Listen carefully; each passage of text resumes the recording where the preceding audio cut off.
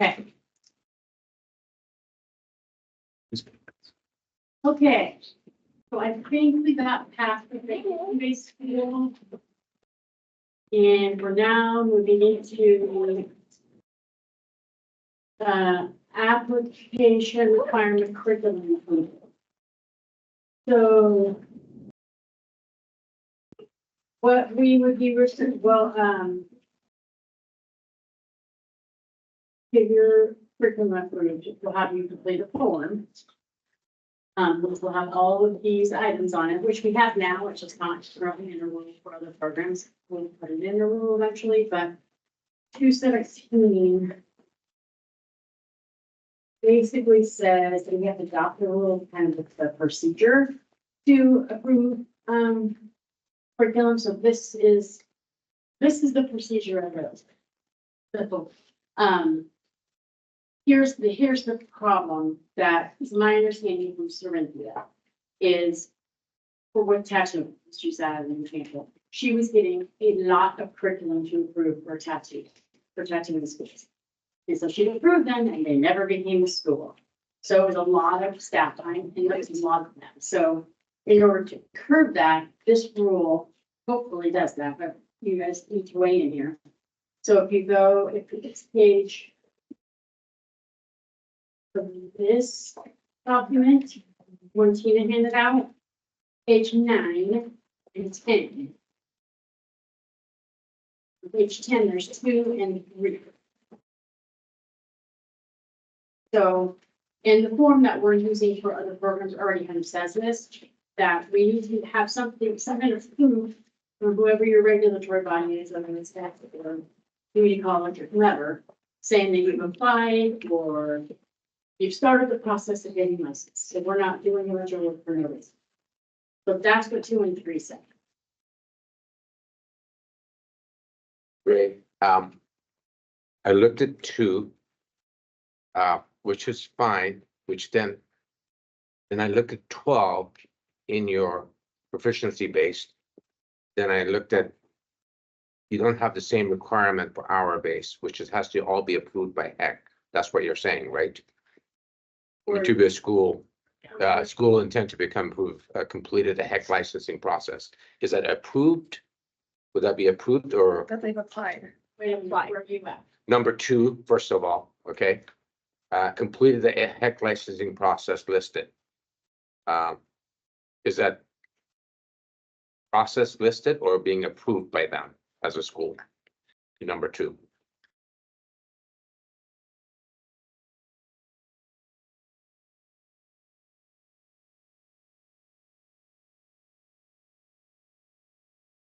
Right. School as defined by school.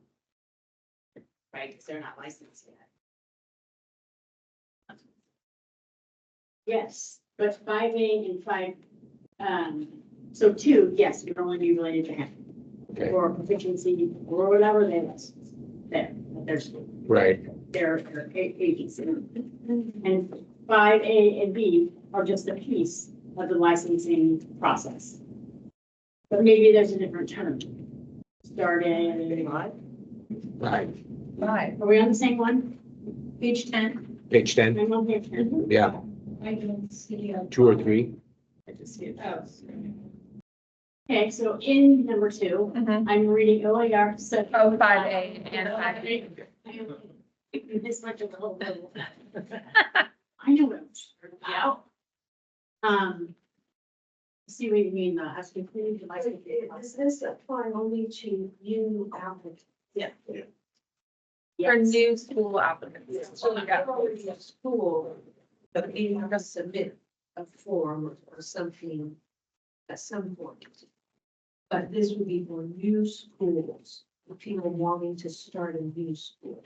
So as of July 1st, that's what you're saying, where everybody was at school right now automatically gets switched over, right? And this is where I'll need some expertise because can I ask if you had on computer copies of everyone's curriculum? Did you see? I said, no.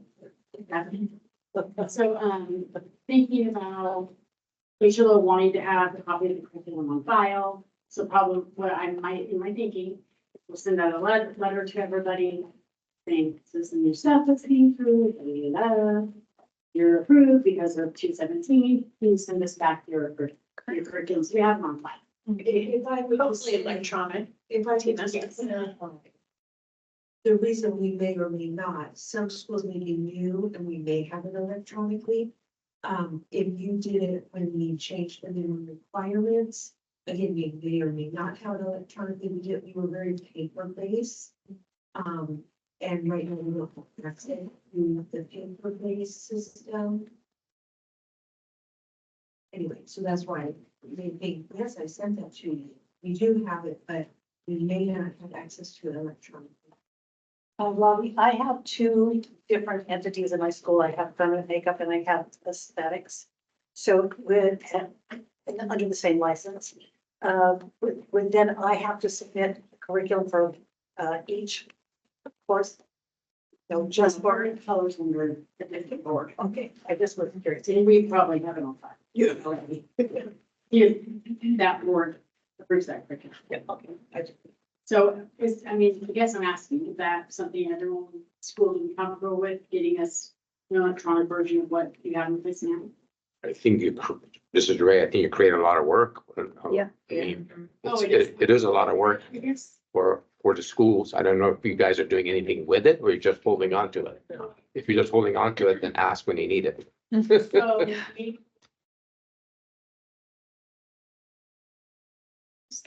Do you guys found the different syllabus? Can you use the syllabus Than outline? this. Are you talking about something more than just this? Compromise, is that? I mean, our curriculum is huge. I mean, we change curriculum. I mean, it's just not one page. Is, This is a one paper. no, I mean, there's, it's huge, Because this is what is gonna be adopted right? into the rule, is this. From the high level. Yeah. So this is like the high That. level. Yeah, so they're really just looking for an outline. Yeah. Like, So I guess we Got it. That's how to say it. it makes it so easier. Yeah. Yeah, no, and that's, yeah, that's, Well, Carrie gets like tattoo ones that are like that. She's like, what is this? Well, now I. I've gotten tattoo ones where it's like Yeah. this thick, and I'm like, I just need this. Just this, not this. This is Tammy. outline. I would say that we did all submit all of that and Yeah. like, yeah, Cerinthia saw all of it. It went to heck, went back and forth. And so I'm just surprised that it's not already in, for all the people who are already, Yeah. I don't I don't, should say those. interesting. Did Cerinthia look at each school curriculum and you guys did the time? She did mine, But Well, you you're, haven't. but whereas, different. yeah, You're right, we did go through a whole So thing. she, Yeah, It might be helpful to understand what you submit to Pat, what are the requirements for your curriculum now? It's like, are different. You're requiring more than what HLO will need to. Know. They basically need to know, as I would, I think, to your program now. So that they can verify you're hitting the subjects that are required and the hours you're offering.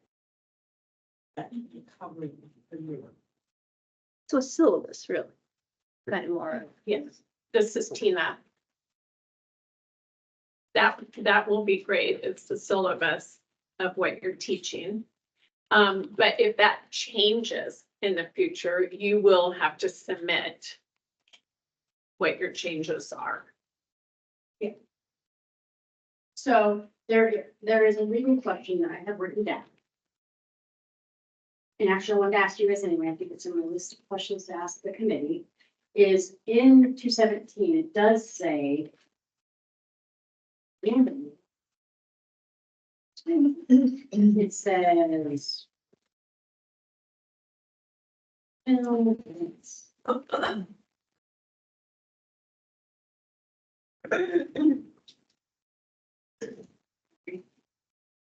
Completed. All the way. So a school that teaches a curriculum that was approved by HEC before July 1. They continue to teach the curriculum after July 1. Unless HLO determines that the curriculum must be approved by the office. What the heck does that? Means all of them send it in and has to go. Right, through. so I them is their intended said by rule. It makes it sound like if, only if you want to, though. Well, I think it's both ways. It could be only if you want to, and it could be just because you want to. You know what I mean? Does that make sense? Only if, so like never, or always. You could always do it every other month, so you could never. Renee, what was the intent? My question- Sorry. Oh, go ahead, no, go I ahead. remember the intent on it. The intent was HLO wanted to get that piece in there. And it was just an agreed to at the last minute. That part of it. If I remember right, Tammy. Well, I mean, part of the issue is that the board's going to say, here is the layout. And then HLO is obviously gonna be taking all this documentation, needs something to be able to approve it based on whatever the board says. But that's buried in it. So I need some clarification from Heather on what does, I think it's, in my mind, Tina told me after, Tina used to do Lucas job. If the board decides to send us a new curriculum, we get the committee together and we roll out like you guys did in 2017. After that, and then you roll it out with the letter and then everyone sends it back. So it would look like that. But is there other reasons that HLO would want to see that? If they think you're deficient or students failing, like are there other reasons that HLO would like to see their curriculum? Exactly. But then that should be stated, Like, like if someone, for those reasons, if a school falls into failing student, there should be another piece that structures that, here's what that looks like, and here's what would be asked, and here's what would be delivered. This is Ray. Just another question. As far as, I'm doing two things. One is the enforcement by you guys. Right. I mean, how much time do you want to attach to it? To the schools, because the schools have been doing it for a while. So if there's a feedback, the school always wants to do better. So it shouldn't be a punishment. It should be making it better in that area. This, Tina, I think somehow we need to just put in there all school curriculums that were adopted July 1st of 2019. Yeah, so forward, and if any changes, then you have to supply us with a new curriculum. And or if we go back in and we change the aesthetics curriculum, all the schools have to send in their curriculums for aesthetics. I would be hesitant to be so specific. Because there could be a situation where one could do it, would even not lose to. Give some reasons. This is Tammy. I just was thinking, couldn't it be something like what's in place for if somebody's doing hair in a healthcare facility, let's say, if there's a question, then you go dig in. Could it be that people who are already approved, because everybody's already sent in their stuff and been approved prior to now. If there's an issue, then you dive in. If there's no issue, people are passing, there's no complaints, those kind of things, then why reinvent the wheel that's already been made and rolling fine? That's just my thought, because there is that provision that if there's a question, then you go in and you dig in and say, what are these people doing? Well, the same, we can't do that. We can't go into the school unless we're in. So, but we can look at the curriculum and we can say, oh, the curriculum's not snub, we're not going to accept students. Right. So. But And that's, where would that, see, now you're going, you would need a framework for that. that's what I'm saying. Process, and that would be like, who takes the complaint? Heck, you filed a complaint through Heck, and then Heck comes down. There's a lot there to get Well, But the disciplinary. board sanctions action, it's not teaching it then. But where is that then? Where That is, authority, question out to the legal team. Define. My understanding of this was that it would apply when there were changes to the minutes. Not that there might be these other instances where scores, the test fail rate isn't what it should be.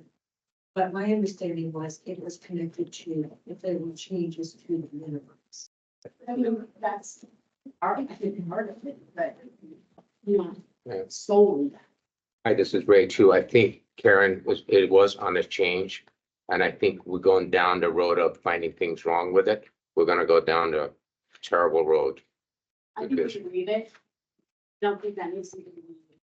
Because schools that are already teaching, we teach them. And the plan is, if we look at everything as a whole, then they would change. You do a similar thing with tattoo schools? They don't have, I mean, is there any similar condition for them to submit it so often? Or if they have that space? But their law is different than husband. Their law doesn't specify that. Rules, law. Well, it seems like we're trying to make cosmetology the same as some of these other boards where you're doing the same, you have the same kind of responsibility. So, That's I have a question. Because I'm quite sure, and Sarah, this is Portia. In terms of the schools and the curriculum that they're teaching, what are the standards in which like they're being held? Like, how are we making sure that they're actually following what they have submitted to you? And or that, like, for example, each, is there a set standard for curriculum for these schools? That's my question. That is monitored, yes. Yeah. This is what my understanding. That right there is just all the rules. So then in that, is there anything that specifies any reason why you guys could request a copy of the curriculum or syllabus? Not. Might be, is there something in your guys' rules that says? I think I've pretty much reducing the 20% if something changes. They have to resubmit, is that something? well.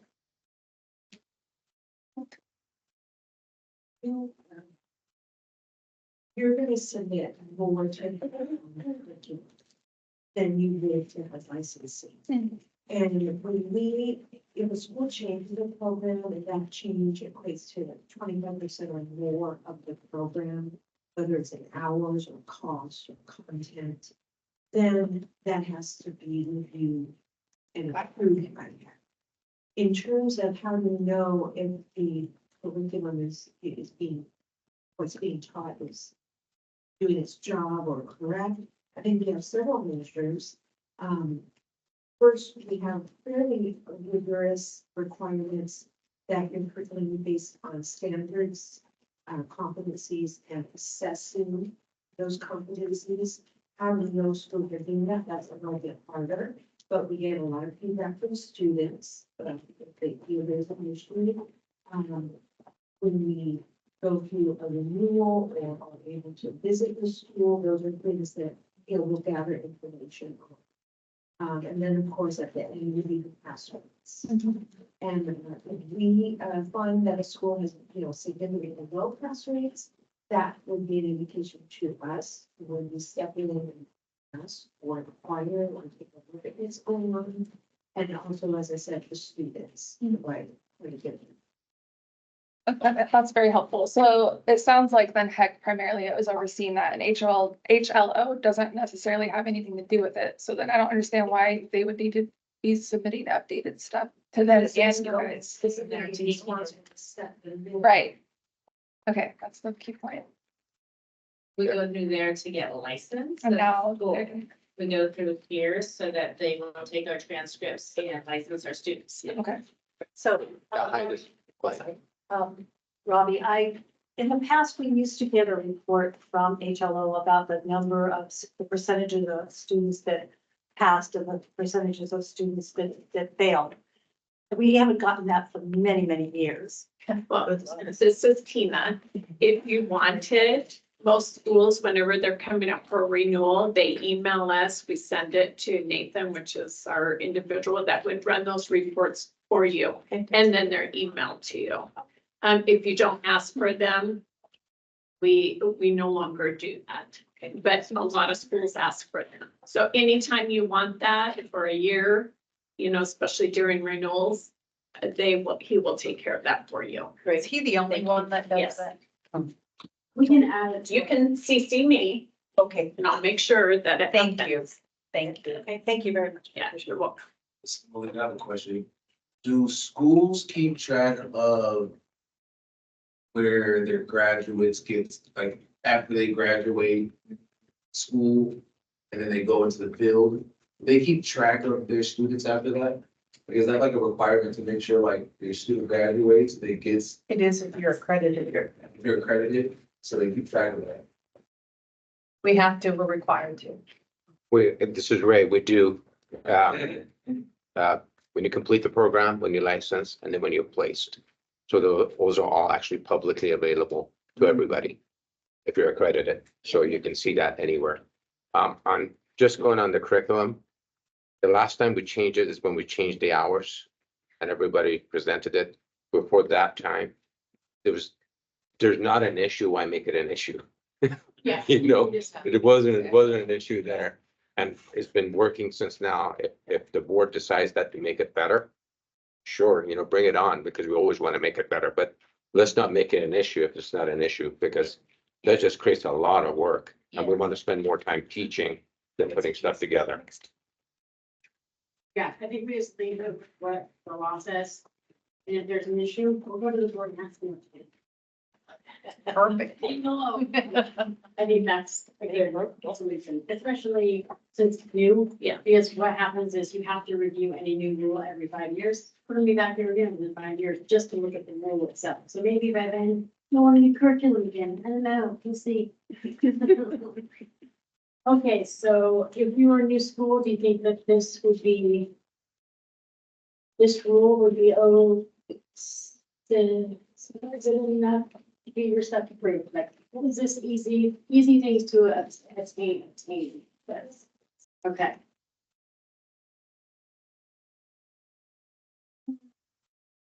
Can we move on from this rule? Sure. Everything good. Yes, yes. Right. Okay, so, so now we're done kind of done with curriculum. There is a piece under how to get a license, but we'll get there. It's here, we're there, actually. So it's page 11 and 12. So the rule 0060008, it's just a copy and paste, I just didn't remember it, so nothing changed in that. But 0060025, this is where we have pathway 1, which is school, person who is graduate from a supported school. See all of this.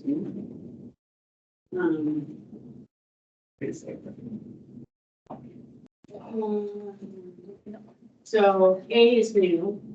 A expands on the old A. And put under the school. A school. Can we that things including the board with curriculum. Above, original practice. Okay, and then there's the official transcript, so you go back to the definition, we've already over to that. Is that good?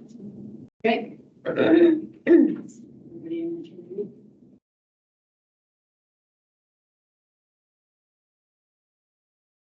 And then B and C are just trying to clarify the examinations. But Ask a question. May not even be necessary. 2 years, 5 years. Yes, that's what we need to talk about. Yes. Oh, there it is. Hi, Yeah, this is so I'm Ray. gonna take that one. Yeah, what? Yeah, I'll tell you. If HLO trusts the schools to do practical. Right? You guys trust the schools to do practical. We do it all the time, right? So why don't you trust the schools to do the written? And make sure you take the barrier away from them so they can get licensing quicker and get into the salons quicker. And we can report that as we do practical. And they don't have to come to Salem. So if they live in Hermiston, they can take the in Hermiston. If there was a school there. That can go on the discuss later list. Yeah. Thank you. All right. So this is Tina. To comment on that, eventually we hope to go from the system that we're at right now, our testing system, to expand on that. It's pretty expensive to go to, but those exams will be able to be tested either one at home because they have algorithms that will pick up if you have two screens and go to the opposite screen, it will automatically say, this is your first warning. If somebody walks in the room and somebody sees that on the screen, it's your second warning. Third warning, you're out. You've paid for your exam, you've been cut off. DMV has it currently. They just started it. And we're hoping that eventually we'll be able to do that too. But if we do, we would like to start it in the schools first and let you have a room where somebody go in and test within the school. And then that would all have to be worked out later. So that's one thing that we're looking at. Just a question, if I may, on that, it's Cindy. Is there, I don't know about those things.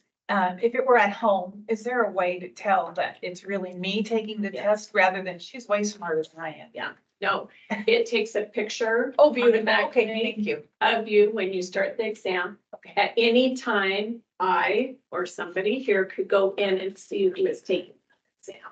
Thank you. It's a pretty cool. That's pretty awesome. System. I started it. And I started it as Tammy. And I'm not Tammy. Yeah, but you have a camera. You have a Right, camera but I that sits there can see looking that. at you, and if I get up and Tammy gets up and leaves, No, but I started. How do they know she's not the ID? Yeah. There's a lot I of know, different yeah. types of things that you have to do, and it have to be approved through us. We would have a copy of your photo ID Okay. at that time, and then you would be verified prior to testing. And then once you're in there testing, if I want to go in and check to see if it's really you, I could do that. well, and I bet, this is Tammy, I bet there's even if you can walk up to customs and they can tell if it's really you immediately, they can, there's an algorithm that can tell if it's really you that's still taking that test. That's And it fantastic. happens super fast, so I bet that could be part of it. Amazing, yes. And I think it will be hopefully in the next few years. Keep me, buddy? Yeah, I'll let. So something that we used to do, this is Tina again, we used to test in different parts of Oregon. However, when that was happening, there was some flaws in it. People were taking other people's IDs, they were going in and they were testing and it wasn't really them. Those places that they were testing wasn't asking for all the proper things that we normally would here. So that went away. This is Ray again. If I just, I'm sorry to just stay on that. It creates a lot of anxiety for the students. It's a travel barrier. So if you guys, I appreciate that. If you can look at the schools, taking the schools first and make that technology happen, you know, the instructor, the administrator knows who that student is. They're not going to be a different student because it's not good for them. And I think it makes the anxiety a lot easier. Then I think you'll see your score is going up because that anxiety goes away. There's a lot of anxiety on the students. This is Janelle here. Question for you. How can you deter them from doing an overbook test? You can, they can see everything. You know, as soon as you leave that screen for just a little bit, it's going to snapshot you. It's gonna pick it I'm up. not leaving, but I have this right next to me and I can just flip through it. This is saying, does it really matter if you have an open book? Don't you want me to be able to figure out where to find the information? I always had a problem with that. I feel like I want my vote so I can. Going be to a school sports so that scientist we know in the information. future. This is Ray. I agree with you, Sammy, because if you ask the stylist what the pressure pound is for water in a salon, they wouldn't know anyway. So they have to look it up. Or what's the air. So Yeah. there's some of it that they need to know, but the knowledge is how do you learn it? So if you can teach them where to find the information and how to learn it, they're gonna be successful rather than trying to testing them on certain. So that's just, There's lots of. Yeah. ways that we can changes. The other thing is that the law is very vague on what exam you take. It just says you have to take a test. That's sanctioned by the law. Doesn't say if it's practical, doesn't say written, just doesn't make sense. So there's definitely wiggle room. And I think there's really good ideas. So I'm gonna let them on it. Thank you. We're gonna. Great. You go back to 5. Yeah. Yeah. Go back to the 2 to 5. 2 to 5. So this is the problem. I'm seeing a good example is COVID. Yeah. So when individuals graduated during that time, a lot of people just didn't come in to take their state boards.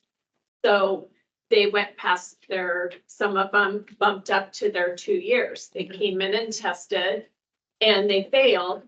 And guess what? Their practical was expiring a week later. Yeah. So then they had to go back to a school, take a practical all over again. So my thinking was because we bump up to this 2-year period for application requirements, so you have to take and pass everything within that 2 years. So there are some individuals that have a hard time testing. And some individuals can go, 7 times testing. My thought was, and it doesn't have to be 5 years. We could do 3 years, we could do 4 years. We just put the extreme up there for right now. That it would still allow those individuals, if they're having a baby, if they're doing this, if they're doing that after school. They have 5 years before that practical expires. You can make it whatever, you could make it 3 years. You don't have to change it at all, but you just saw, example of COVID and It's just difficult because there's also the testing behind that. That's right. For them They'll to never have get that fresh in their mind, and someone who's procrastinating basically Exactly. 2 years, well, isn't gonna have that knowledge. Yeah. For the testing okay, piece. this is something else that we can do. If an individual comes in here and they're taking hair and laws and rules, okay? They pass the hair, but they don't pass the laws and rules. When it comes to that 2-year, they only have that 2-year mark with us to pass everything, or they have to start all over again. If they don't pass that, then guess what? They have to take hair all over again. But they wouldn't have to go back to take practical then. I see this every day. I see individuals coming in here and they miss laws and rules by 1, but they already passed their hair. And then they come in here and it's right up to the cusp of that 2 years. And then they fail laws and rules and guess what? They have to take hair all over again. Is there a way to? And or couple practical. them? So then they have to take practical again. So practical is expensive. Why do we have to couple them? Could we let them pass one and then come back for the other? No, Beyond that? It's the same. And then they practice without a license.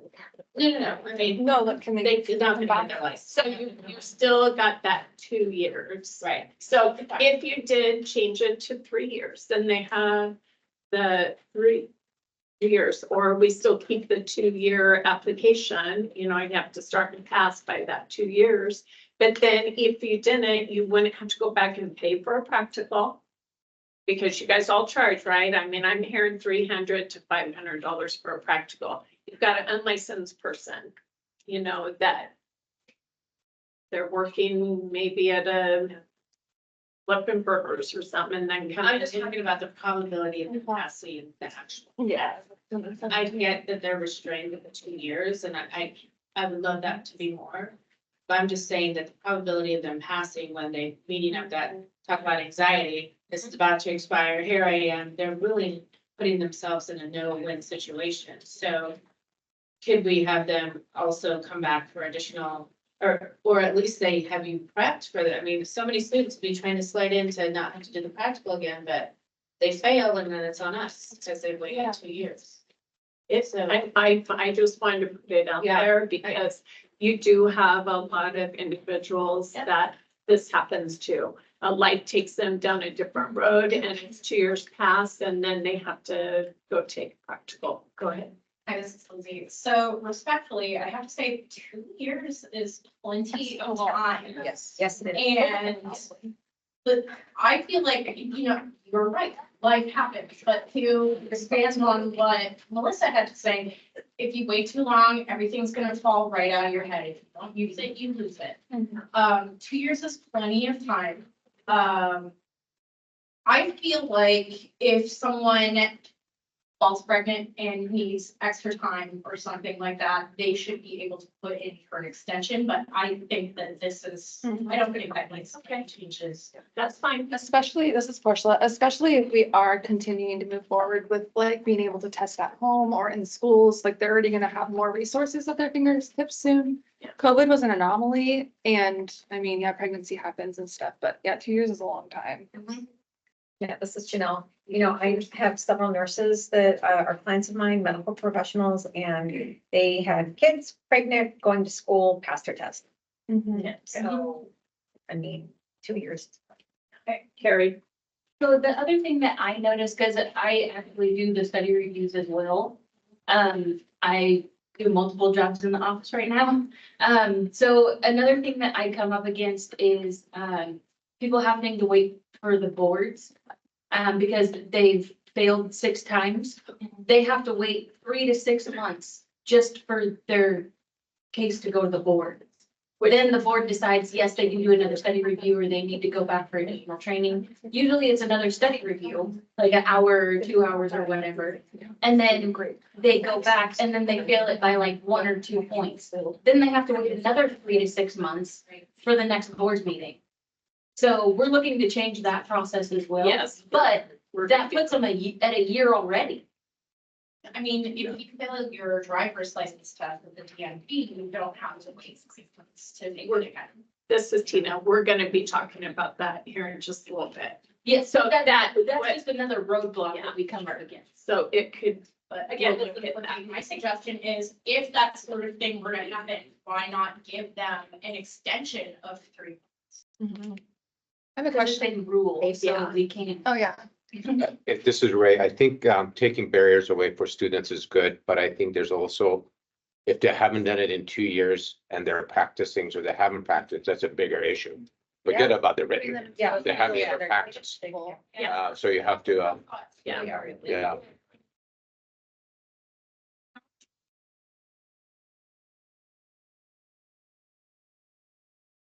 That one, 5 years. it's a little worrisome. Yeah, and the only reason, this is Tina again, and the only reason why we even brought it up was during COVID. We had to schedule exams. Some people never, I mean, we were very limited to how many people we could get in here. 2 years came and gone very quickly, and a lot of people had to go back and retake those. This is Janelle, Tina. Then I suggest that we do an addendum to that. But this is Special- Ray. A special case. There was a state of emergency by governor. Is there any Correct. way that the state of emergency helps the board extend that rule? If there's an emergency like that, because everybody else did it on the extended, I mean, we did it at school, extended emergency, right? The same rules should be able to apply for a state agency. If it happens again. This is Tammy. I would just say if in 2 years you can't pass, you're not gonna pass in 5. I mean, it's either you're in it or you're not. I mean, Can I ask a question? Yeah, can I ask a question in terms of, saying someone comes and they fail 6 times, like, is that the minority? Is that the majority? Is that a reflection on the schools? Is that a reflection on the environment that they're taking the test? And also, yeah, I think being able to just maybe tweak the words a little bit on extensions or things like that could be really helpful. And we'll get to. And I think to answer your question, it's all those things. Yeah.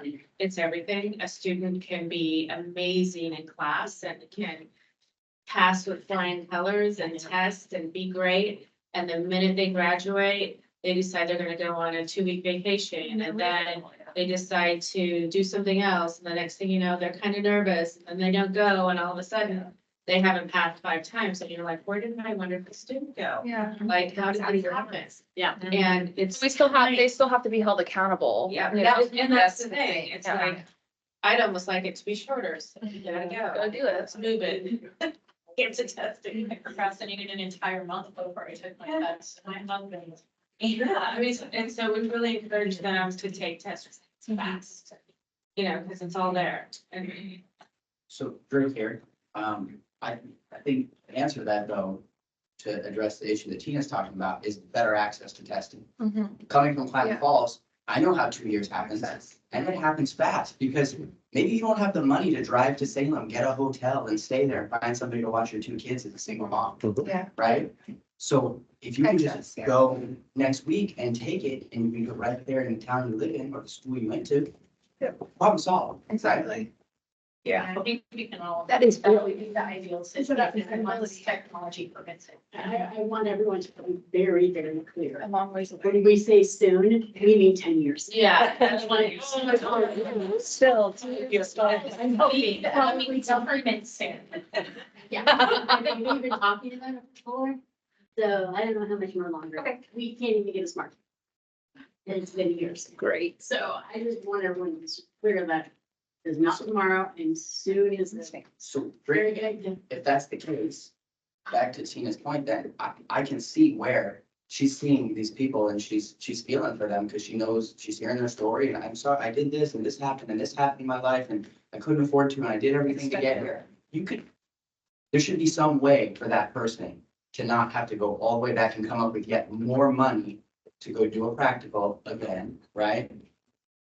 Because that's what we're talking about, right? It's just the practical Yeah. that we're saying we're gonna extend. You could still take the written, right? Years and years after going to school, right? Is there a cutoff? No, you can't. So- Take so the opinion. This is Tina. You can't take the written again if you're at your 2 years. So. You have to take a practical before you can come back. Right, but if you've gone to school, right? So the practical is like the marking the last time you went to school essentially, right? Right. So then you can wait 5 years to go take another practical and it's as if you went to school again, right? As far as the station is concerned. But everything can change in 5 years. Right, as long as you pass the practical again. 5 So, years. Yes, re-ups your time. Of the same year? Cool. But again, I don't see what the difference would be between 2 years, 5 years, if that, like, it's better than. Again, this is. Yeah, we're talking about the difference between practical and you know, I guess, right? So you're saying you can't, but you can't take the written If you're. unless you have done required practice. the practical in the last 2 years. Yes. Right.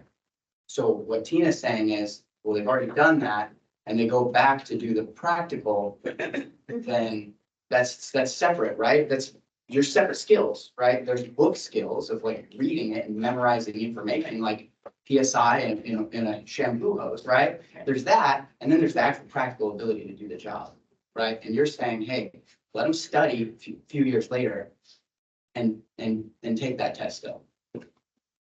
If they pass law. I know. Okay, so we're just, this is Tina, we'll just leave it at 2 years. You can always change it as a proposal Mhm. and see what everybody says. You can change it back. Mr. Brent, I choose to change it anyway. Yeah. So it's great that there are issues in Eastern Oregon that you guys don't see in Western Oregon. Right, coming from Hermiston for a 3.5 hour, 4 hour drive, they have to spend gas money, they gotta spend overnight, they gotta spend meals. Yeah. They don't wanna take it 3 times. Yeah. Right, and so they're gonna run out of money because they're not working, they can't work without a license. Can I? Some solutions for that, not for today, but I think I have some solutions for that. But we are. Next, after we get through this, we're gonna talk about retakes. Yes. We're making it easier. That's gonna be easier. We're going to leave it at 2. Yep. Okay. Okay. And so. Halfway to is reciprocity, so you have to have a license in another state, that's equivalent to what we talked about earlier, and take the written tests. Go to practice test and the laws and rules, pass it, and your license. So I have an issue, well, we haven't covered it yet. Keep going. Sorry. No, I'm gonna raise the issue when she gets there. Then you have to have current level on top of Main Street. That's the one. So, it's not in the statute. Right. And the statute says substantially equivalent. And it is in part one. It's in the curriculum for the state. We're talking about the bloodborne pathogens because it says you has to be an office approved provider. You're not going to approve providers outside the state. She's gonna change that. It's a provider. So if they got it at their school, is that a provider? Do we define provider somewhere? Okay. Can we say provider or school or, Submit. yeah, I think that's enough. Take out the provider. Okay. Just having some sort of training. So, Robbie, with the tattoo portion of the school, we had outside providers that the HLO did not approve, and we had to go to a online kind of thing. It changed. It's Tina. It changed during COVID. We opened it up, any provider, Okay, No review, whatever. whatever. okay, so could the online or could the? Yes. Okay, great. Thank you so much. This is Tammy. I have a question. So is it gonna be something that's gonna be on the transcript that you're gonna have to check off? Because it doesn't say how you show proof. Yeah. That'd be easy. We'll just submit something. So you want me to put a little note, sticky note? No. They did. It's like, what do you? Say it again. Maybe you just attest to be. They'll attest on the application. Oh, so it could be put on the application. That would, yeah. Yes, it'll be on the app, yes. it's Yeah, on the app. and they'll attest that they did it. Submit proof and attest are different. Why is that even in there? Because all Why is it schools, in there? yeah, all schools teach it. Who What, put it- Safety and sanitation. but Paul But State that's have not it. in, that's your, And the reason the board wanted to add it, it was called for, advanced aesthetics and aesthetics. They said, no uncertain terms, we want blood work pathogens required for every field of practice and is upon renewal. That was the one thing that they And got. upon renewal. So, I'm sorry, that's in your number. This is right, it's in your number one. It's from graduates or from the school. It's everyone. I know, but that's not even there right now. Right. It's true. And that's so training, so who's going to training? Are we gonna charge a student for more training? Who's gonna call those fee? Where's the hours? How are you gonna account for those hours? You don't, there's no hours added to your It curriculum. requires. But you have to still have them in school. No. Where do you just go do it somewhere else? Yeah, that doesn't make it better then. Whatever, Bloodborne pathogens, take your class. Sammy's training, so. Okay, I have a question. it's at that meeting when, talking about dermal needling specifically. And Advance said that, well, because of bloodborne pathogens, that they felt that that should all be taken into consideration. And the Standard Aesthetic Board of Cosmetology said, if you're going to make us have a proof of bloodborne pathogen training, all aspects of it had to be. So that was the concession that was made by the Advanced. They all got sucked into that. That's not how I remembered it, but. You don't? No. I think, what I remember is that it was specific and it actually came from school representative. She thought it should be all fields of practice. Bernie, just go right here. Beatrice? Nope. Definitely. Chelsea. Chelsea. Yes, that's all that. So do you want to remove the office approved provider from Yes. page 12 as well? I did that. Oh, you did. And this is just a proposal. I mean, it's not a permanent rule. So I'll make sure that on the board. Yeah, that you don't have it. Well, we don't want the rule at all, but Right, that's what we're gonna tell them. And I just think this is Tammy, I just think if you are teaching safety and sanitation, it's all part of in it. there, it's That's right. part of it. Yeah. You have to know what to do if somebody gets cut, or, I mean, all that is in there. Why are we reinventing Exactly. what's I'd already I'd there? be surprised if any school doesn't have this. Yeah. Yeah, We need to- I think it needs to go. So I feel like the Yeah, lack of because of the financial. clarity gives people way too much room on what kind of class they could take, and So then the intent is gone. Yeah. Because. who's to say that that class is not even worth their time for education? So this is I guess I'm confused because bloodborne pathogens training is part of infection control, which is the first thing that is taught in every single discipline. I'm not really sure why we're specifying it, because it doesn't matter what profession you're in, eventually someone's going to leak. We all need to know how to deal with bloodborne pathogens. Well, maybe it doesn't need to be under pathway 1, but under pathway 2 and 3. Why? I think Why? that it makes more sense if you're talking about a pathway that isn't specifically going through the training provided in an Oregon. Yeah. Yeah. If you feel. Wait, every school in the United States has it I agree. Every school teaches from My Lady or Pivot Point, which carries those chapters. these days. It is very, very strict about infection control, which makes me very glad that I got my. Cosmetologists in Washington State say the exact same thing. They do 1,600 hours and they say, I'm very glad I got that training in Washington State. And we teach from both states and we do the same curriculum in both states. Doesn't change. The same, it's just, and it depends what they want to pick up, what they want to learn, but we teach it. So I think putting more barriers for people getting licensing, I think is a terrible idea in either one of those. There's gotta be a better way. And the amount of clarifying emails you would get on like, is this a good enough training? Oh, yeah. Yeah. We always do. And I believe just to hide this today again, safety and sanitation hours, 10% on every service. Right, that's coming from the Oregon school. Yeah. Maybe, like I said, maybe you don't have it under that packet. But going back to the chapter of what we teach, that's pretty much every school in the United States teaches from 2 books, either My Lady or Pivot Point. There's no other books that they teach from. And both those chapters are covered in those. Well, tell the board, you guys didn't like it. If you wanted to. Say who were they with? Just tell them there's a lot of. That be reward. Thank you. Thank you.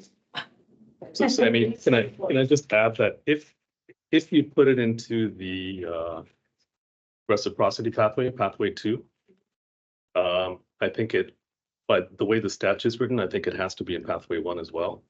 Otherwise, I think the easier way to do it is leave it in pathway 1, and pathway 2 requires substantial conformance with pathway 1 anyway. Right? Say what you want. The substantial equivalency, it's just, what does that mean? 20%, 10%, 5%, 1%. So if you want it, you should say. I think substantial has a meaning in the law. I think you need to call Heather on that. Take it out. Take it out, take it out. This is within our ability to control as a committee or to suggest, but like perhaps if you're coming from another state and you'd say I'm on infection control, just to make sure they're up to snuff. But they take a state board anyway. Yeah. So, yeah, this is Shannon speaking. I was gonna say in every test that we do, because I am a reciprocity person in all fields, and every test that I've taken ask questions on bloodborne pathogens, whether it be HRV or anything like that. So it's just. So it's already included. Like this is unnecessary. Yeah. It's already included in everything that we're doing. Okay. Thank you. But this was a request by 2 boards and a vote. I need to allow. So you're gonna vote on it there. We completely agree that bloodborne pathogens is important, but that's why we. It's already there. We feel that it's already accomplished in curriculum. Yes. So there's no need to state it by Explicitly. Right, that's really what We we're say saying. in Oregon schools and you say across. the- Well, so Both. he has the same curriculum for 2 schools or for schools in Yeah. 2 states. So, Yes. I mean, I kind of feel like his Oregon licensure should cover him for that, because it's the exact same curriculum. I see where you're getting, because his Washington State students, same curriculum, same bloodborne pathogen requirements have to go an extra step. So I say to tell the board what you guys said. Right. I just think it's a requirement that's been met. I have a question or a comment or question. This is Nate. Portia. When someone's moving from out of state, they're still going through that process to make sure that the education they had was adequate, correct? So if for some reason they came from some state and the curriculum doesn't show anything that might suggest there's bloodborne pathogens or whatever else that's important, it's gonna get flagged and they're gonna have to further their education. So that's already a supporting thing to make sure they're educated.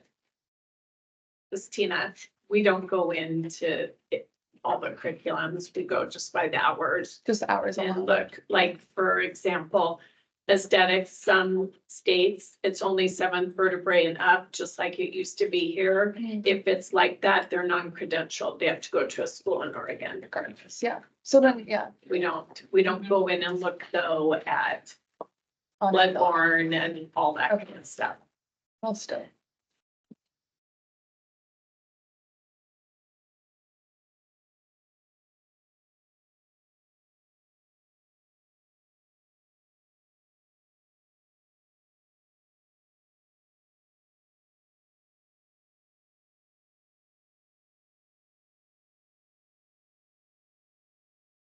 Okay. And then. So I've got notes here and then tell the board and I'll be in my report. So pathway 3 is currently head doing the non-credentialed and reviewing work experience situation. So alarm. Shut up. You're a sleeper. Pathway 3. For 3, so now it's gonna be, so it's pretty specific in 217. Basically, they have to do this. If you have, education or training outside of Oregon and you don't hold an active authorization, you gotta go to a school, and the school has to submit evidence that the applicant passed a skills assessment and practical evaluation and a test on a form that they verified the prior education and training. So I don't know what else they put in the rule. That's pretty specific. Yeah. Everybody agree with that? Yes. Yeah, I'm fine with that. I just haven't moved it over. Right. Okay. Everybody good to move on? Yeah. Because we're at 2:00, so the biggest, there's 2 big ticket items I want to touch on is retake. So page 16. And I just have a quick question, and I don't mean this to be specific, but I'm curious how people who did that, pathway 3, they're kind of in process. How would they get handled if it's after July 1? Like, let's say we, say they requested a referral, or even practical, but we haven't got it back to that. Oh. Yeah. Yeah, but when couldn't we still take it? We would just direct them to you, or As long as they have submitted this information. We didn't hear the question back here. How are people that are already in the process going to move forward as of July 1st and they don't have the information back? So my thinking is we're gonna have a form that the school will fill out. And they've assessed, they've tested, and their testing has seen their, to have assessed the education. But I think that will go out to everybody. Yeah. So that's specifically for non-credentials? Yeah. Okay. So this Tina, Karen, you might be able to, all those people, when you get a practical sent back to, say you've approved somebody right now, but they haven't went to school yet. Maybe once they do go to school and the school contacts you, then you could tell the school to fill out the form. Do you have a list, a list of everybody that you've sent to a school? You have them all somewhere? yes. Well, if you just give us all those people, we'll make sure that they get a special letter saying, hey, we know you have this person who's supposed to be making a practical, here's the new form you need to fill out. That work?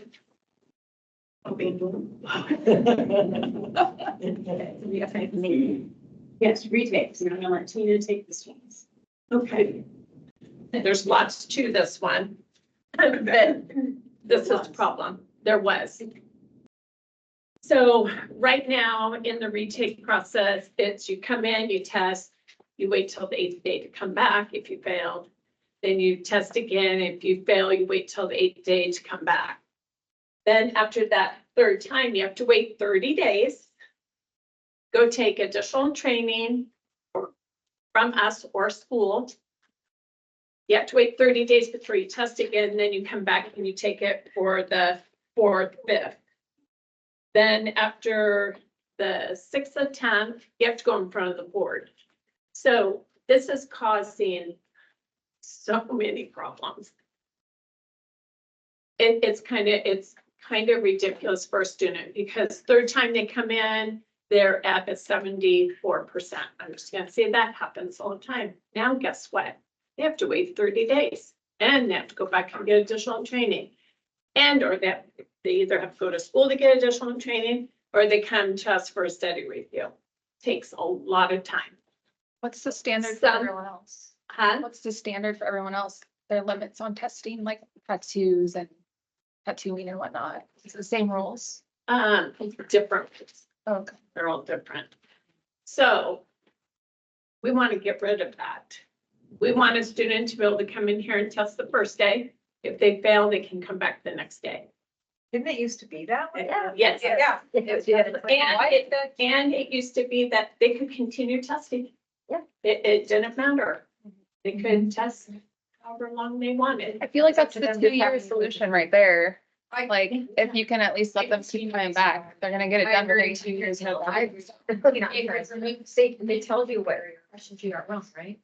No, it just, that's wrong. I mean, it just, right, it doesn't tell you what the right answer is. I mean, I know, but you know which ones you got wrong. Yeah. Yeah. So they know. And then at the end, after they test and they fail, we're giving them a study guide. Right. Okay, we give them a study guide to go, we tell them what parts they missed. There's 10 questions in physiology, just saying that. And they only got 5 right. So they know they have to study those sections. Right. So it has been so difficult because then what happens? If you have somebody that is really good in school, but just doesn't test well. Yeah, that's all. By the time they hit their 3rd, they have to wait 30 days. By the time they hit their 6th, they have to wait for the board. They could wait 3-4 months for the board. Yeah, that's not. So I personally would like to see it go back to the way that it used to be and maybe have it like at the 10th time, if you have somebody very much struggling at that 10th time, then they go to the board and determines whether or not they need additional training here or they need to go to school for additional training. I personally would like to see it fall back on the educators, you know, to take care of it, than to fall back on the office to take care of, because it takes a lot of staff time to prep. Study reviews and Huh? study reviews and everything. How come we just- when This is, More than this? This is after 2nd through 10th. Oh, the can't miss. That's what we're asking you. Yeah. I mean, I would just- let them go 1st through 5 and then they wait, like they can wait 80 days. Here's the thing, if they're very anxiety ridden, the more repeatable that they can get and the more comfortable with the environment that they're at, I think allows them to be a little more successful. We know they know what they're doing because they passed the operational piece, right? So we're just connecting this component, and if we can allow them to test every day, some people coming from out of town think, okay, maybe I have to stay 5 days, I don't know, maybe, you know, and they can get that done quickly. I think that puts them in a better success situation than making them wait 8 days after the second. I agree. And you're right, there might be extra practical issues. Yeah. They can pass. Yeah. This is all of it. I would just let them. So And this let is them something I test. completely agree with Melissa's solution. I think that's the way to go. Fine. Yeah, I would let them. And I say Five that attempts and then let them wait 8 days, not a month. I'm Yeah. not for waiting. Let's take as much. I think they'll be like, I don't think we even need to You know, make them wait. I don't think we need to make them wait. Although they're paying. You're charging their them money. They have to more. pay Yeah. every single time. Yeah, The penalty would be the The fee. fee. They're gonna keep paying that fee, doesn't matter if it's 8 times, 10 times, or 20 So let them times. go whenever they want to. You know, Okay, it's that's good. holding them back. Attorneys in this state can I pay would take many times. It's their discretion, right? One day. There's too much cross conversation and they're not gonna be able to hear you online. Sorry. I would recommend they're paying each and every time. Yeah. Allow them to test, they have to test 10 times consecutively. And at that point, there's other issues, Mhm. right? We're not talking about anxiety, we're not talking about those things, but there might be something else, so. This is Rajiv. A couple of things. One, I agree totally with, 5 times, whatever number of times, the more the better. A couple of requests, not rules related, but maybe you can make it a rule at some point, is if a lot of people fail by 1 or 2 points, do we really need to collect a fee from them again when they fail by 1 or 2 points? Yeah, they have to. Yeah. Yeah. They have to study harder. Can you lower the passing rate? The passing, Yeah. the passing rate or the. What is it, 75? It's 75. Could you go to 70? Yeah, Sure. that's my request, 70. 70 would be great. Make a recommendation and allow them to test. 70 would be great. Just another, this is Ray. How Yeah. about the study guide and making sure the information, the schools have the information so we can help them be successful? So, Because sometimes the books don't match the test and, so, and we can help, the schools can help with that. so this is Tina. We give it to them and when they would have to go back to the school, they took it with them to the school to show them what they asked. But sorry, just because there's multiple books the test comes from, right? You guys create the test. Two, but Right. this is Tina again. There's one test, 2 books, and they have to be sourced out of both books. If it's not sourced out of both books, the question is gone. And they were, I was on the committee, it was long and grueling, and they were definitely sourced out of both. Yes.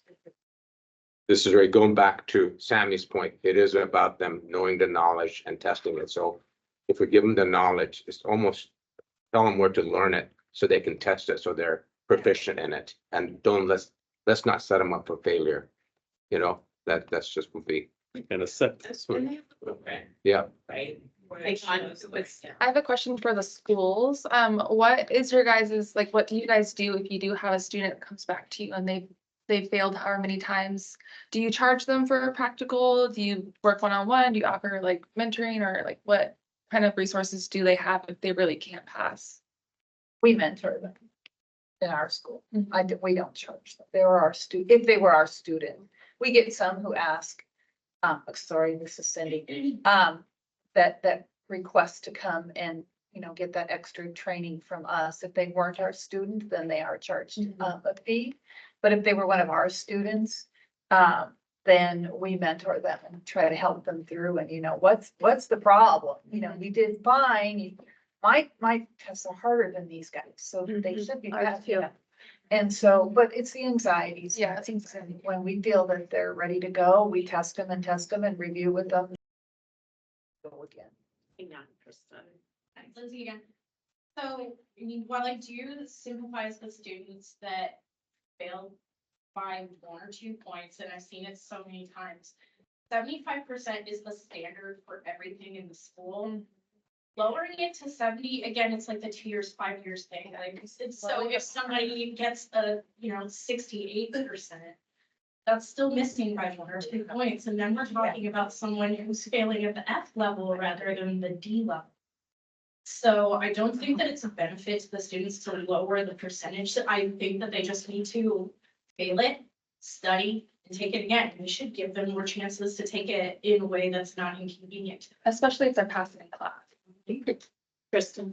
I guess I'm just concerned about like what level of competency are we looking for? If we're talking about the level going down to 70% and giving them 5 tries. At what point is the schools responsible for that level of education being there? and that we're okay putting that quality of work out into our industry. Mhm. What level do we stop at? So academic, I would say this, Melissa, academic and operational, we've already passed the practical and the operational pieces, and at our school, we have to pass at 85%. We don't get a lot of trained people who come back for additional education, but there are some that, well, I tell them, be prepared to lose about 15% of your test score for nervousness, right? So if you're not testing up high, like a 90 or 100, and you lose 15%, where are you gonna be, right? I have some students that really are, they are gung ho, they do that. They still may come back with the fail. Was that It is- prime time though, and you get the. Well, it's different right now, but Yeah. I think that what we're trying to achieve is you've got some distances and you've got some things here. If we're here in Salem, we have a different level of access. I'm talking about remote people who may have incurred a lot of costs to travel to this location. So in an effort to kind of level it and allow them the best environment to pass, that's really what we're doing. We're not trying to say, don't teach them well. You know, we're not saying any of that. What we're saying is, how can we still have a passing grade? Allow them to have less anxiety and build an environment that's conducive to their success. And that's really what we're talking about. It's Rajiv. So two things. One is, what's really the difference between somebody who passes at 75% and 70% when it comes to day-to-day work? I don't think there's much at all, if anything. Second thing is, for a lot of those students who do get nervous coming here, is there an opportunity to have sort of a online trial test, you know, some free resource that sort of gets them into the practice of writing a similar test after coming here? Yeah. Yeah. Can I say something? I think, I feel, taking the test, when you say students are nervous, I feel like there should be some type of, when you're prepared to take something, you should be excited, right? So I think the nervousness comes from the lack of preparation that they've had. I think a lot of students don't know how to study. And I feel like studying is a formula to study to be able to retain the information. If you can retain the information, then you know the information. But if you don't know how to retain the information, now you're looked at as, oh, you know, less because I don't know how to retain it. But if you have a system that teaches students how to retain information, to make it fun, now they're not nervous, they're excited. I feel like that's a major key when it comes to taking the test. Being that I was an educator at a school and I had to, you know, I helped students with that process of making it more fun and exciting instead of making it like it's hard, it's gonna be tough, you know, kind of the way you speak to me. Hi, this is Ray. I've never seen a theory test make a technician successful. It's practical that makes them successful. So let's just stop putting barriers away from them. I mean, what's going to make them successful is to have a good career, and the career is hands-on. We're a hands-on industry. Tammy's name is open up for meeting on, let Tammy go. All I would say is, I don't think changing the test score is going to help. I think 75 is what our whole curriculum is based on, so I don't think that really going to 70, yeah, I would have more people. I rarely have somebody not pass, but if it's close typically, but that, I don't think that's the answer. But I do agree that letting them test more often, I think the blueprint we have now is kind of silly, actually. I don't know that we should go 10 or 5, whatever it is. I think at some point they need to go back and study some more at school, because if you're not passing over and over again, there's something lacking there. But whatever that number is, I don't really care. But anyway, that's all I would say. I don't think changing the number. For what it's worth, the minimum. License pilots, it's That's scary. That is scary. I'm never getting in a plane. So, This, Tina, you gotta remember the exam has 100 questions on it. Yeah. You know, so you're in there, if you're taking all 3 plus laws and rules, you're in there for most of the day. Because there is so many questions. So it's a 490 question exam if you're coming in for all fields of practice. Lindsay again. So, I completely understand your point, gentlemen, and in many ways, you're right. But when it comes to things that directly affect clients like infection control, I don't want the person that I'm receiving services from to not know those things, and I do want them to be tested on that, and I don't want those to be the questions they miss and still pass. Well, that's the system. That doesn't work. That doesn't work at all. You have to require them to get a certain questions right. Yeah. We don't do that now. Understand. And just to set some context, graduates of law schools no longer have to pass bar exams to practice law in Oregon. Business. Yeah, but there's a long grueling process still. They're not just like cut loose. They'll have like months and months and months of already being followed. You can't talk. We've got 2 more minutes and we have 1 more rule to go. So is there a decision point there? Yeah, move on. Yeah, let 'em pass. Right, price is fine, and then after that, they need to evaluate it. Yes. Do we need a vote on the 75 to 70? I have, you know, that some 170 and why, and some 175. Well, Yeah. Oh, freelance. freelance. So currently, it's just, Just the, over my 30 years being here, I used to inspect kids. Yeah. And it was super fun. me too. So freelance people go out to. Yeah. It's for me. Places other than licensed facility and fire services. So people used to bring in their mobile kit, like all their stuff to do services, and I would inspect it.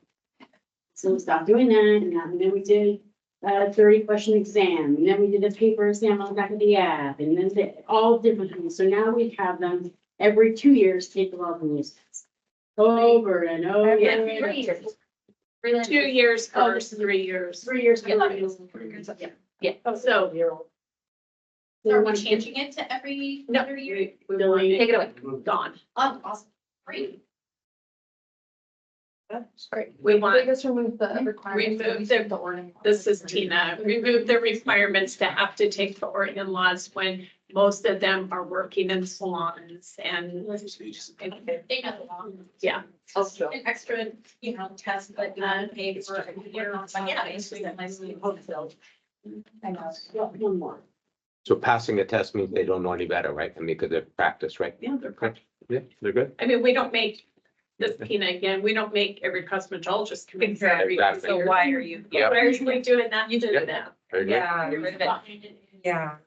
Supposed to be because these guys aren't going to be inspected. They're not technically in facilities. That's what I used to tell people. This is Carrie, sorry. That's what I tell people during the study reviews because it doesn't make sense to them the way that the question is asked. But basically I tell them it's because we think that you may not be in a facility and practicing those things every day technically. So if you're out and about in other people's houses or, buildings or whatever, then it's different. If you just have your freelance license and your certificate versus IC and you're in the building. This Okay. is really fast. 30 more seconds. and then we're- This is Tina. Besides that, we've got cosmetologists out there that don't practice for years and go back to work. We don't make them come and test. Yeah. So, So just to wrap things up. Heather had, there is a few pieces of aesthetics advice stuff that I did, so I forgot a rule when I filed those, I'm adding that back in. The natural physiological effects, so that's here. And I think that's it. Those were the big pieces, that. And we needed you guys to use. Yeah, this is all copy of this, and I remember some stuff. This is all. There's natural physiological effects, page 33. For the board already approved this, just that. Maybe from the later.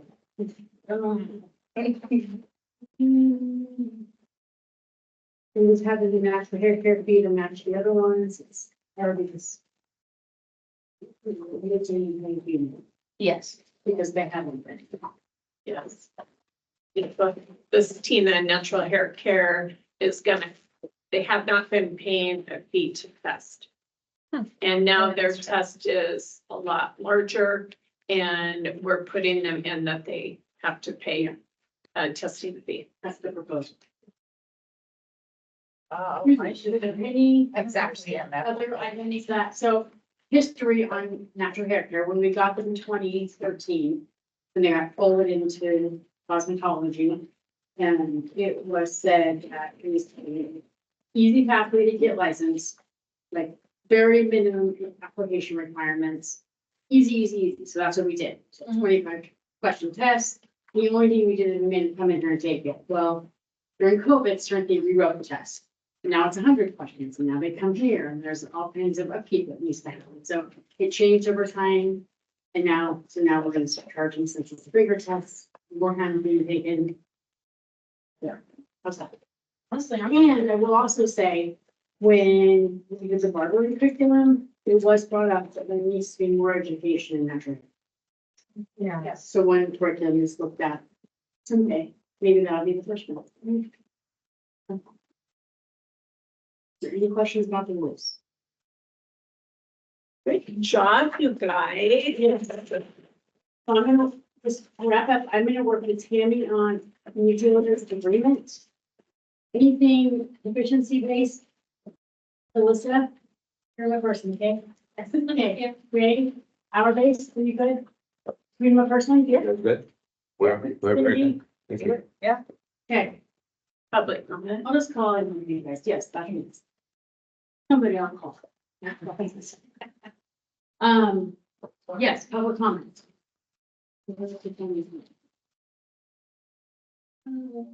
This time, the Board of Cosmetology rules and curriculum advisory committee will now hear public interest for feedback, members of the public, please. Wait to be recognized, when recognized, to state your name and affiliation for the committee. Is this one I can bring up other business too? May I speak?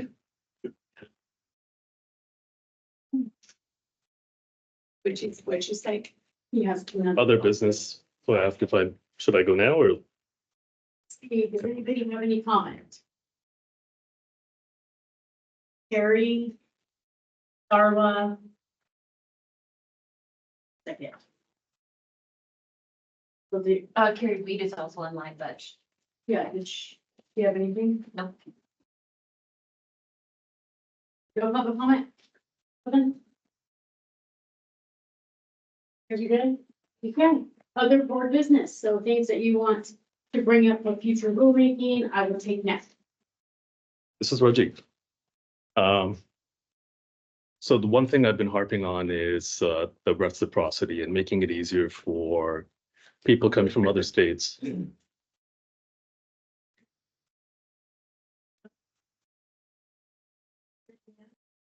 Figures out numbers, Tina.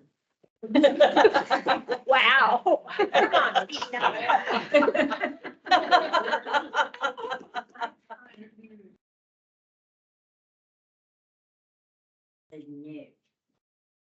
Get that video right now. All right, so the idea was, so these are people who are licensed elsewhere, and now they have a pathway, easier pathway to get licensed here. As I mentioned earlier, it's still problematic for a lot of them to afford to come here and take the test and go back and accommodations and gas and all that stuff. And so what happens, I think doing the, being able to test multiple times in a week is going to help a lot, but it's still, travel and accommodation with us. A lot of these people get discouraged, and so they either don't follow through on getting their license and they go start flipping burgers or whatever else. They just leave the industry entirely. Some others just go practice.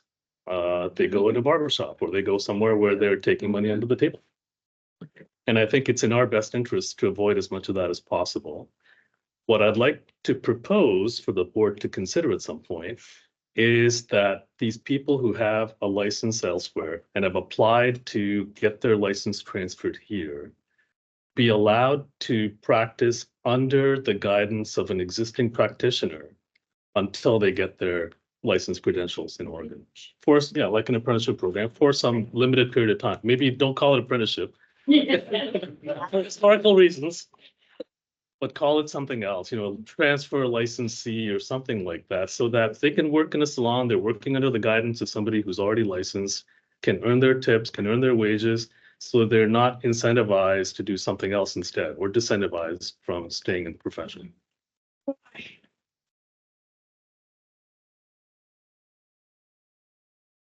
I don't think you can get your apprenticeship unless you have lawful authority. I don't think you know this. But I do think you could do a temporary. For more reasons than just what it is now, which is people like work at a fair.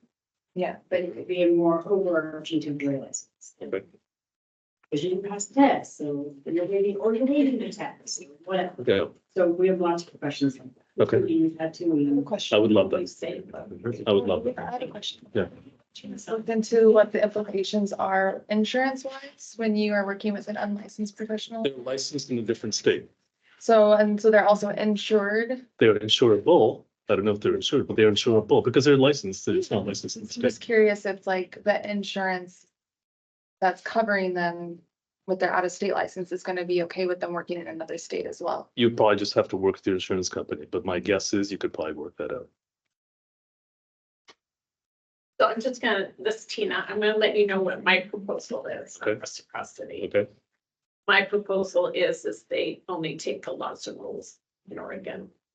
They still have to pay for each of their licenses that they want, but that's my proposal. Okay. Bob's checking into that to see if that's something that we can do, but that's my proposal because you've got people that come here and my staff get the brunt of all of it. When you're coming here, it's very expensive.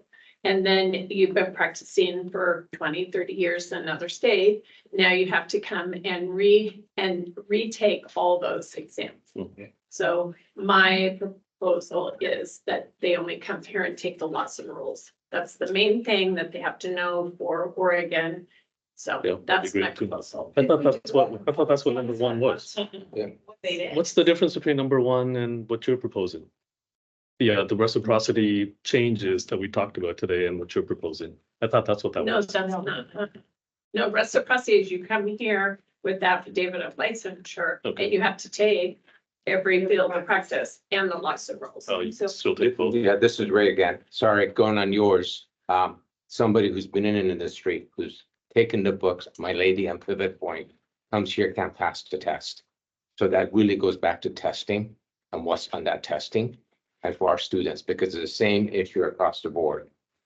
They can't pass it. They've read the same book that the students have. They have experience in it. They can't pass it. So we got to take a look at the testing overall to see how to set them up for success. But I do agree with your proposal that, they've done it. They've been in industry, Yeah. it is laws. Robbie, I think that that's a great, as long as their affidavit of licensure is correct. Right, right. Then I think that's great. Unfortunately, when I had reciprocity, I had to take them all. Right. But years ago, this is Tina again, years ago, we had true reciprocity here. You just applied and got a license. Then we went to taking the laws and rules and there was a period of time where there was some fraud happening. Florida. Yeah, Florida. So, and so I worked on that case for like 2 years. So after that, we went back to, taking everything again, but I'm proposing that we go back to the laws. I think that's great, as long as the affidavit of licensure is. Just. Yeah, we would love that. A second one, Go ahead. second one is, some states are looking at getting into a compact. And what that means is that somebody, it's helpful for military families specifically, where they're licensed in one state. And if that state happens to be part of the compact, they can work in the state where their spouse is stationed for the There's period of some time. like that already. Yeah, so some It's in states already in it. Idaho, That's right. Colorado. Washington looked at it, and they might still be looking And at they it. can go between Yeah, states. yeah, and I think that's the least we can do for our men and women.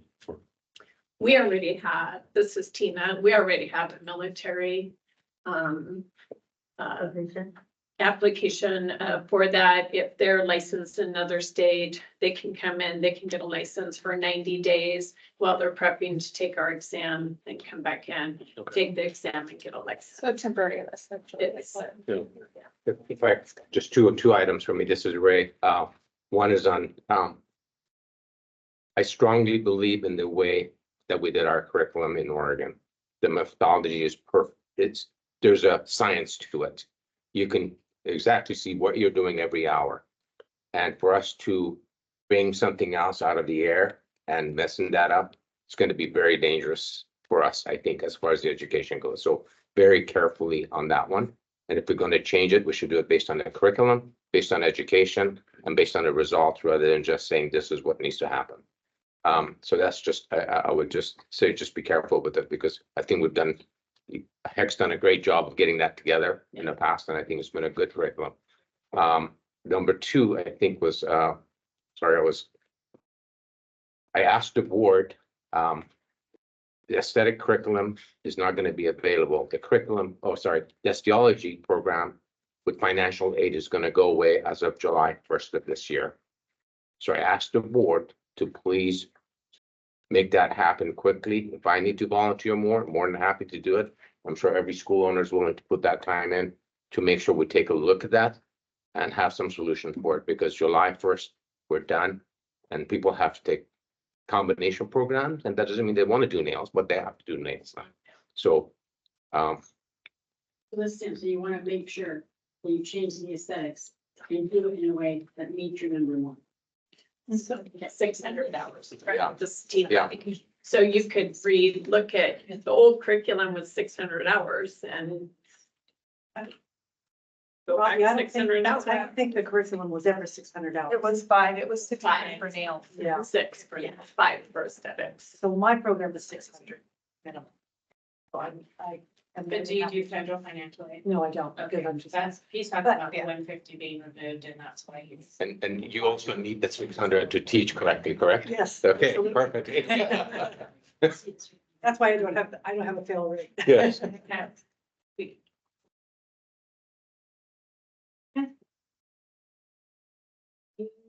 Think we got it. Good meeting. Thank you. Thank you. Do you want me to just come over there? Okay, so it's your. Oh, gee. I'm only from home. Nice to meet you, Rick. Nice to meet you. Send you the, Definitely, I'll keep in contact. And, let me know if we have anybody moving to that side of the states. you know, we do have, student programs like, it's called it, Yeah.